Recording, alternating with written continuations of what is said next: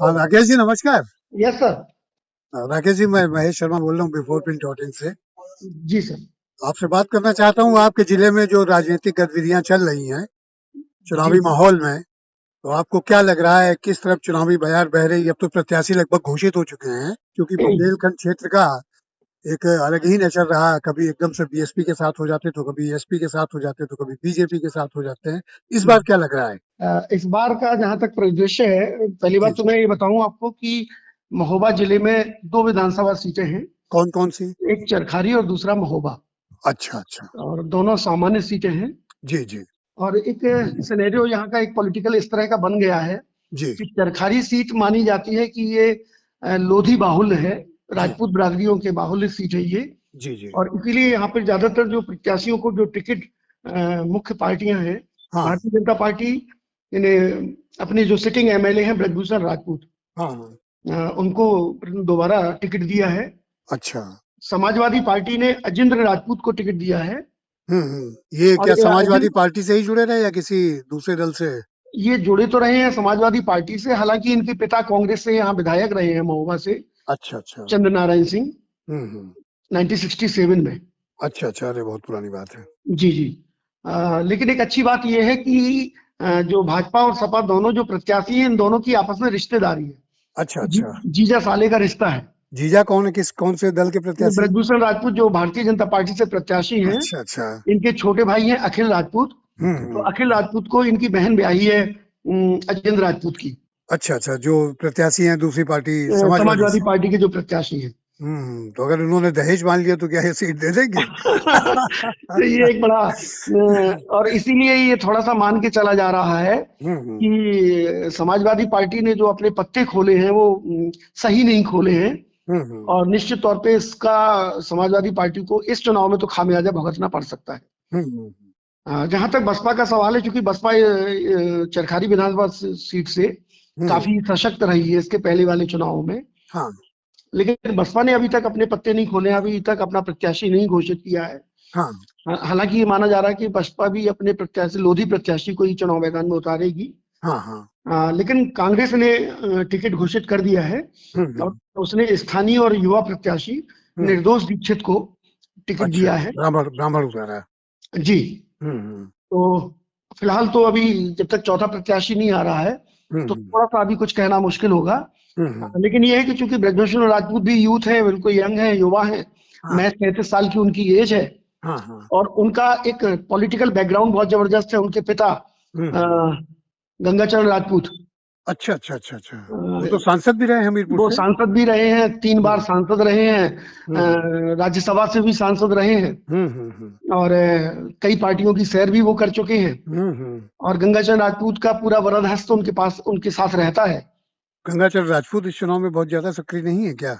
नहीं, गंगाचरण राजपूत हमेशा से सक्रिय रहे हैं। हम्म। बल्कि सही बात तो ये है कि क्षेत्र में यहाँ तक ये कहा जाता है कि विधायक से ज्यादा सक्रिय तो उनके पिताजी रहते हैं। हम्म। कहीं अगर कोई इनविटेशन आए, कहीं कोई कार्यक्रम का बुलावा आए, जाते तो हैं। भले ब्रजभूषण राजपूत उस कार्यक्रम में पहुंचे या ना पहुंचे, लेकिन उनकी हम्म। अनुपस्थिति में उनके पिताजी गंगाचरण राजपूत जरूर वहां पहुंच जाते हैं। अच्छा, जैसे कि पूरे प्रदेश में कहा जा रहा है कि ये चुनाव बाइपोलर है, यानी भारतीय जनता पार्टी बनाम समाजवादी पार्टी, तो जी। इस सीट पे भी क्या इस तरह की संभावनाएं हैं या त्रिकोणीय या चतुष्कोणीय संघर्ष दिखता है? इस सीट पे अभी तक संभावना है, टिकट घोषणा के पहले ऐसा ही माना जा रहा था कि सपा हम्म बनाम भाजपा ये मुकाबला होगा। हम्म। लेकिन जिस तरह से जो सपा ने प्रत्याशी की घोषणा की है, हाँ। उससे सपा खेमे में भी उत्साह खत्म हो गया है। अच्छा। हाँ, और बल्कि आपको बताऊं कि इस तरह की भी सिनेरियो है और इस तरह का परिदृश्य है कि ऐसा लगता है कि जैसे समाजवादी पार्टी ने ये सीट भाजपा को गिफ्ट में दे दी हो। क्योंकि अजिंद राजपूत एक तो जाना माना पॉलिटिकल चेहरा नहीं है, हम्म। दूसरा फील्ड में उनका लगातार कोई ऐसा संपर्क नहीं है। और जबकि ब्रजभूषण राजपूत के साथ ये एक हम्म बेनिफिट भी है, क्योंकि वो सिटिंग एमएलए हैं और हम्म संपर्क में रहते हैं, काम भी हम्म उन्होंने कुछ करवाए हैं। हम्म। तो अच्छा, और जो दूसरी सीट है उस पे क्या सिनेरियो बन रहा है? जी, दूसरी सीट है महोबा की, जो जिला मुख्यालय की सीट है। हम्म और इस सीट पे चूंकि ये हमेशा से सामान्य सीट रही है, चरखारी के लिए एक आपको जानकारी मैं ये देना चाहूंगा कि चरखारी आजादी के बाद से लगातार रिजर्व सीट रही हाँ है। रिजर्व सीट रही है, मैं जा चुका हूँ, चुनावी दौरा मैंने वहाँ बुंदेलखंड कवर किया है, जी जी तो उस जी समय वो चरखारी सुरक्षित सीट ही जी। हुआ और करती थी। 2012 में ये सामान्य हुई है। हम्म। और 2012 में ही सामान्य सीट से पहली बार उमा भारती यहाँ से चुनाव लड़ी थी, जो चुनाव मध्य लड़ी प्रदेश की थी। पूर्व मुख्यमंत्री रही है। हाँ हाँ हाँ। जी जी। तो क्या क्या सिनेरियो बन रहा है चरखारी का? चरखारी का फिलहाल सिनेरियो ये है कि अगर बसपा का टिकट थोड़ा सा डिक्लेयर हो जाए हम्म तो कहना ज्यादा मुनासिब होगा। हो सकता है फिर ये त्रिकोणीय मुकाबला हो जाए। हम्म और चूंकि कांग्रेस का संगठन थोड़ा कमजोर है, हम्म अदरवाइज निर्दोष दीक्षित भी चूंकि युवा चेहरा है, नए चेहरा है, कोई हम्म वाद विवाद से दूर है, क्रिमिनल हम्म इनकी हिस्ट्री नहीं है, क्रिमिनल बैकग्राउंड नहीं है, हम्म। तो एक अच्छा ये चुनाव लड़ सकते थे। अभी वर्तमान विधायक वहाँ बीजेपी के हैं। हाँ, वर्तमान जो सिटिंग एमएलए हैं वो दूसरे राजपूत हैं, बीजेपी से हैं। जहां तक महोबा सीट का सवाल है सर, हम्म महोबा सीट पर सभी चारों प्रमुख पार्टियों ने प्रत्याशी घोषित कर दिए हैं। हम्म भारतीय जनता पार्टी से सिटिंग एमएलए है राकेश गोस्वामी, इन्हीं को भाजपा ने दोबारा टिकट दिया है। समाजवादी पार्टी ने बड़ा चौंकाने वाला टिकट दिया है। चौंकाने वाला टिकट इस सेंस में है कि हम्म उन्होंने अपने किसी पुराने सपाई को टिकट ना दे करके अक्टूबर में मनोज तिवारी जो हम्म कांग्रेस से थे हम्म और कांग्रेस से 2 बार चुनाव लड़ चुके हैं, दोनों बार चुनाव हार चुके हैं, उनको उन्होंने टिकट दिया है, मनोज तिवारी को। हम्म। और मनोज तिवारी बाबूलाल तिवारी के नाती हैं और वो काफी 3 बार चुनाव, बाबूलाल तिवारी तो बड़ा जाना माना नाम। जी 3 बार विधायक रहे हैं महोबा 3 से। बार विधायक रहे, ठीक करें।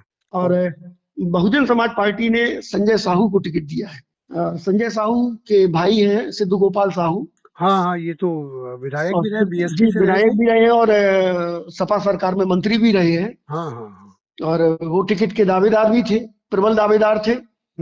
और अगर कहीं बाय द वे अगर उनको टिकट देती पार्टी हम्म तो शायद चुनावी मुकाबला कुछ और होता, लेकिन उनको टिकट नहीं मिला। तो उनके जो छोटे भाई हैं संजय साहू, उनको लिया है। हाँ उन्होंने बसपा से टिकट लिया है। अच्छा, सिद्ध गोपाल साहू का भी तो बहुजन समाज पार्टी में थे क्या पहले? ये नहीं, सिद्धू गोपाल साहू समाजवादी पार्टी में है। शुरू से है?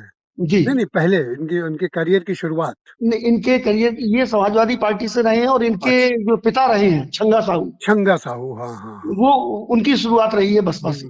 छंगा वो साहू बसपा से जुड़े हैं। से झांसी से सांसद का भी चुनाव लड़े थे। और चौथी जो प्रत्याशी हैं वो युवा प्रत्याशी हैं, हम्म सागर सिंह, चौधरी सागर सिंह। हम्म ये कांग्रेस से हैं हम्म और दिल्ली यूनिवर्सिटी से इनकी पढ़ाई है और बिल्कुल यूथ है, नया चेहरा है और 2 साल से फील्ड में सक्रिय है। और इनके पिता एमएलसी रहे हैं जयवंत सिंह, ये उनके बेटे हैं। तो राजनीतिक बैकग्राउंड अगर मैं कहूं तो चारों प्रत्याशी ऐसे हैं जिनका पॉलिटिकल बैकग्राउंड है। ठीक ठाक है। हाँ, और तो यहाँ लेकिन संभावना क्या दिख रही राकेश जी? यहाँ संभावना यही है कि भारतीय जनता पार्टी और बसपा ये तो सीधे सीधे मुकाबले में रहेंगी, इसमें अभी से कोई अतिशयोक्ति नहीं है। और क्योंकि संजय साहू इसके पहले जो पिछला अभी 2019 का इलेक्शन हुआ था उसमें टिकट के दावेदार थे, लेकिन टिकट नहीं मिला था, तो ये निर्दलीय प्रत्याशी के तौर पे इन्होंने लोकसभा चुनाव लड़ा था और अच्छा खासा उन्होंने वोट पाया था। और चूंकि वो एक खनन और तमाम कारोबारों से जुड़े हुए हैं, शिक्षा से जुड़े हुए हैं, खनन से जुड़े हुए हैं, महोबा जिले के बड़े उद्यमी हैं और बड़े जातीय पैसे वाले समीकरण हैं। क्या महोबा का बनता है, महोबा विधानसभा से? महोबा विधानसभा में ब्राह्मण और चौरसिया वोट बड़ी संख्या में है, मुस्लिम भी अच्छी खासी तादाद है यहाँ वोटों की। तो ये हमेशा ही रहा है कि ब्राह्मण यहाँ पे अगर हम नो इलेक्शन की बात करें तो 7 बार विधायक जो रहे हैं वो ब्राह्मण चुने गए हैं। अच्छा अच्छा जी। अच्छा, लेकिन यहाँ अब पर स्थानीय क्या ऐसे मुद्दे हैं जो इस इलेक्शन में प्रभावी हो सकते हैं? देखिए यहाँ पे मुद्दे आमतौर पर चुनाव के तौर पे मुद्दों पे इलेक्शन कभी लड़ाई नहीं जाता है, आपको बताऊं। हमेशा यहाँ जातियों की गिड़क लगाई जाती है और जो प्रमुख मुद्दे हैं वो हमेशा और इस बार का चूंकि चुनाव पूरा साइलेंट फेज में चल रहा है, कोई टेम्पो नहीं है, कोई शोर शराबा नहीं है, कोई रैलियां नहीं है, कोई हल्ला गुल्ला नहीं है। तो इसलिए मुद्दे और भी ज्यादा गौड़ हो गए हैं। क्योंकि ये मुद्दे उठाएगा कौन? मीडिया अकेला मुद्दे उठाता है, मीडिया अगर अपनी बात फैलाता है, इसके अलावा भी पूरे मुद्दे शांत हैं। अलबत्ता लेकिन भारतीय जनता पार्टी का जो संगठन है और पार्टी ने इसके पहले इलेक्शन के पहले ही 2-3 बड़ी रैलियां कर ली है, तो पार्टी निश्चित तौर पे दूसरी पार्टियों के मुकाबले ज्यादा बेहतर स्थिति में है। यहाँ पर प्रधानमंत्री की भी एक रैली हो चुकी है। प्रधानमंत्री जी की रैली हुई थी और हाँ। काफी बड़ी रैली हुई थी, सफल रैली थी और लेकिन बड़ी संख्या। अखिलेश यादव का विजय रथ इस तरफ आया कि नहीं? हाँ, अखिलेश यादव भी आ चुके हैं और प्रियंका गांधी भी आ चुकी हैं। अखिलेश लेकिन यादव अगर बात करें तीनों रैलियों की, हाँ, तो बसपा की रैली नहीं हुई है, लेकिन प्रियंका गांधी की रैली अखिलेश यादव से कहीं ज्यादा बड़ी रैली थी और अच्छा, ज्यादा अच्छा। सफल रैली थी। उसका इम्पैक्ट क्या पड़ेगा? दो चीजें हैं कि देखिए, प्रियंका गांधी ने जो कार्ड खेला है, महिला घोषणा पत्र निकाला है, लड़की हूँ लड़ सकती हूँ का स्लोगन दिया है, टिकट भी दिया उसके हिसाब से। तो जी जी। ये जो महिलाओं की आबादी है, लड़कियों की आबादी है, इस पर कुछ प्रियंका गांधी के इस कार्यशैली का कोई इम्पैक्ट है, दिखता है?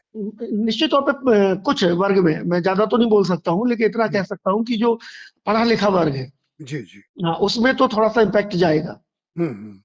और चूंकि ये पूरा मैंने कहा ना कि ये पूरा इलेक्शन साइलेंट फेज में चल रहा ये है, चुनाव प्रभावित कर सकता है। नहीं ज्यादा ये जो चुनाव प्रभावित प्रियंका नहीं गांधी का करेगा। इम्पैक्ट क्षेत्र में है, तो किसी ना किसी पार्टी को तो डेंट करेगा ही ना। लेकिन ये इलेक्शन जो होगा, जी, जी। इसमें ये ज्यादा बड़ा मुद्दा नहीं रहेगा और इसमें भारतीय जनता पार्टी के जो अपने मुद्दे हैं वो मुद्दे जरूर ज्यादा हावी रहेंगे। खासतौर पे मैं आपको बताऊं, मुख्य दो मुद्दे इस पूरे इलेक्शन को प्रभाव डालेंगे, यहाँ पर भी बुंदेलखंड में भी। उनमें नंबर एक तो है कानून व्यवस्था। कानून व्यवस्था के मोर्चे पे जो काम हुआ है, जी, जी। उस काम की जनता के बीच में एक बड़ी वैल्यू है। सबसे बड़ी बात इसमें ये भी ये रही है कि थानों से दलाली नहीं हुई, क्योंकि इसके पहले जो दूसरी पार्टियां रही हैं, तो दूसरी पार्टियों के जो नेता हैं वो थानों से ही पूरा दलाली करते हैं, थानों से पूरा अपना पैरेलल सरकार चलाते हैं। तो यहाँ के जो भी सांसद और विधायक रहे हैं, उन्होंने थानों की दलाली नहीं की है। मतलब और बेहतर कानून व्यवस्था का असर पब्लिक पर है, बिल्कुल असर है, जो बीजेपी के पक्ष में जा सकता जो है। बिल्कुल। और दूसरा, जो इन्होंने जितनी जन कल्याणकारी योजनाएं चलाई हैं, चाहे वो गैस सिलेंडर वाली योजना हो, चाहे वो इनकी प्रधानमंत्री आवास योजना हो, या कोरोना काल से लेकर अभी तक जो राशन ये दे रहे हैं, इसका भी बहुत बड़ा इम्पैक्ट है। हाँ, इसका इम्पैक्ट होगा, बहुत बड़ा इम्पैक्ट है आपको। अच्छा, बेरोजगारी, महंगाई, ये सारे इश्यूज नहीं है क्या? ये है, बेरोजगारी, महंगाई, ये इशू भारतीय राजनीति में हमेशा रहे हैं और हमेशा असर डालेंगे, लेकिन ये असर इतने ज्यादा नहीं रहेंगे। असर रहेगा इनका, खासतौर पे युवाओं में। अच्छा, अच्छा। बेरोजगारी का असर युवाओं में रहेगा, जो खासतौर पे पढ़े लिखे हैं, शिक्षित बेरोजगार हैं, उनमें थोड़ा असर रहेगा। और महंगाई का तो जहां तक सवाल है, वो तो हमेशा सभी इलेक्शंस में थोड़ा रहता है, लेकिन खासतौर पे जो वर्ग महंगाई से अफेक्ट करता है, वो वर्ग को तमाम योजनाओं का जो लाभ मिला है, तो वो लाभ जो है, वो इस जो उनकी वेदना है, उनकी निराशा है, या उनका जो गुस्सा है, वो इसको कहीं ना कहीं कम करेगा। अच्छा, भाजपा की सीधी लड़ाई समाजवादी पार्टी से यहाँ पर नहीं दिखती है, ये कहना चाहते हैं? ये मैं जरूर कह सकता हूँ कि सीधी लड़ाई नहीं दिख रही है दोनों सीटों पर, दोनों सीटों महोबा और पर, चरखारी दोनों सीटों पर, क्योंकि जो टिकट वितरण समाजवादी पार्टी ने किया है, उसका स्थानीय स्तर पर, जिले स्तर पर बहुत असंतोष है। ये अलग बात है कि खुल के ऑफिशियली कोई पार्टी का पदाधिकारी बाइट नहीं देगा, लेकिन असंतोष। अखिलेश की एक ये कह लीजिए कि एक समाजवादी पार्टी पिछले चुनाव में बहुत कम सीटें उनको मिली थी, उसके मुकाबले इनकी एक थोड़ा सा वेव हल्की सी चली, जिसमें लगा लोग भीड़ आए, सब बातें हुई। नहीं, मैं आपसे बताऊं कि अगर ये टिकट वितरण सही किया होता समाजवादी पार्टी ने, तो दोनों सीटों पे मुकाबला सपा से ही था, कोई और दूसरी पार्टी से मुकाबला नहीं होना था। अब लेकिन मतदाता का दरअसल एक सिनेरियो, ये मतदाता का जो सोच है वो ये है कि वो अपना वोट बर्बाद नहीं करना चाहता था। तो मतदाता उस प्रत्याशी को वोट देगा जो फाइट में होगा, जो बीजेपी को पसंद नहीं करता है, लेकिन वो चाहता है कि अगर समाजवादी पार्टी का प्रत्याशी तगड़ा नहीं है, उसे लगता है कि बसपा का प्रत्याशी तगड़ा है, तो बसपा को वोट डालेगा। और उसे लगता है कि यार नहीं, कांग्रेस का प्रत्याशी बेहतर है, तो हो सकता है वो कांग्रेस को वोट डाले। चलिए, ठीक है, बहुत बहुत धन्यवाद राकेश जी आपका। अगर आपको हमारा वीडियो पसंद आया हो तो इसे लाइक करें, सब्सक्राइब करें और साथ ही बेल आइकन दबाना ना भूलें।